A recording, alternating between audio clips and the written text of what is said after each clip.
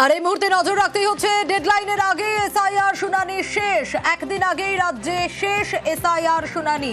আরো ডিটেল এই বিষয়ে জানাতে পারবে সোমরাজ রয়েছে আমার সঙ্গে। সোমরাজ, সিইও দপ্তরের রিপোর্ট, জেলা শাসকদের কি রয়েছে সেই রিপোর্টে?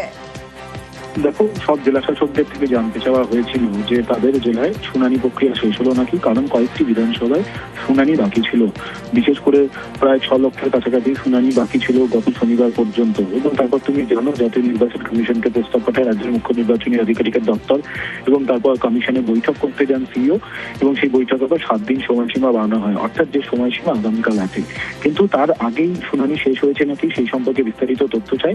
ইতিমধ্যেই সব জেলা শাসকের দপ্তর থেকে জানানো হয়েছে রাজ্যের মুখ্য নির্বাচনী আধিকারিকের দপ্তরে যে ইতিমধ্যেই সব শুনানি শেষ হয়ে গেছে, অর্থাৎ ডেডলাইন ছিল কাল, তার আগেই রাজ্যে এসআইআর এর শুনানি শেষ হলো।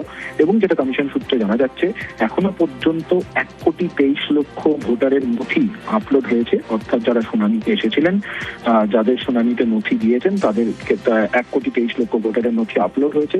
এখনো পর্যন্ত শুনানির নোটিশ জেনারেট হয়েছে 1,51,92,735।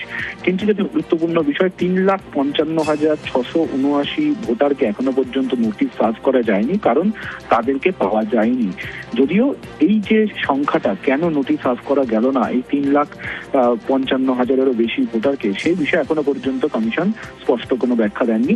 তবে যেটা দেখা যাচ্ছে, যাদের নোটিশ দেওয়া হয়েছিল, অর্থাৎ যারা ইতিমধ্যে নোটিশ পেয়েছিলেন বিএলও মারফত, তাদের সবারই শুনানি প্রক্রিয়া শেষ হয়েছে।